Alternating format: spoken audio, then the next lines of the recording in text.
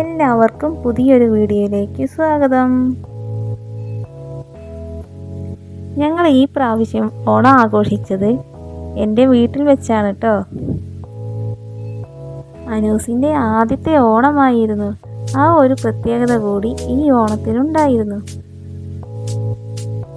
ഓണത്തിന് ഞങ്ങൾ ഉണ്ടാക്കിയത് അടപ്പായസമായിരുന്നു. എങ്ങനെയാണെന്ന് നോക്കിയാലോ. 1/2 കിലോ ഉണങ്ങല്ലേരി തലേ ദിവസം തന്നെ കുതിർത്തി വെച്ചിട്ടുണ്ടായിരുന്നു.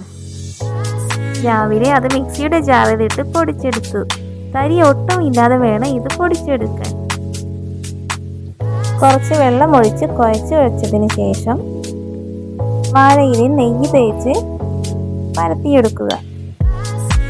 പരത്തി വെച്ച അട നമ്മൾ ചതുരാകൃതിയിൽ കട്ട് ചെയ്യുക. 4 പച്ച നാളികേരമാണ് എടുത്തിട്ടുള്ളത്. 1-ാം പാല് മാറ്റി വയ്ക്കുക.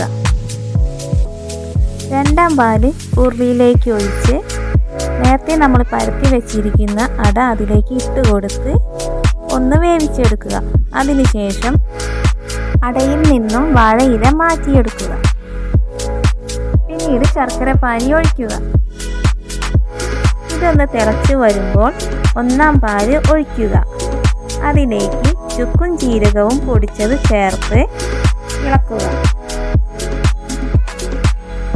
പിന്നീട് അണ്ടിയും മുന്തിരിയും കൂടി നെയ്യിൽ വറുത്ത് കോരിയിടുക. അങ്ങനെ നമ്മുടെ സ്വാദിഷ്ടമായ അടപ്പായസം തയ്യാറായിട്ടുണ്ട്. എല്ലാവരും ഉണ്ടാക്കി നോക്കണേ. ഇഷ്ടപ്പെട്ടാൽ ലൈക്ക് അടിക്കാൻ മറക്കരുത് കേട്ടോ.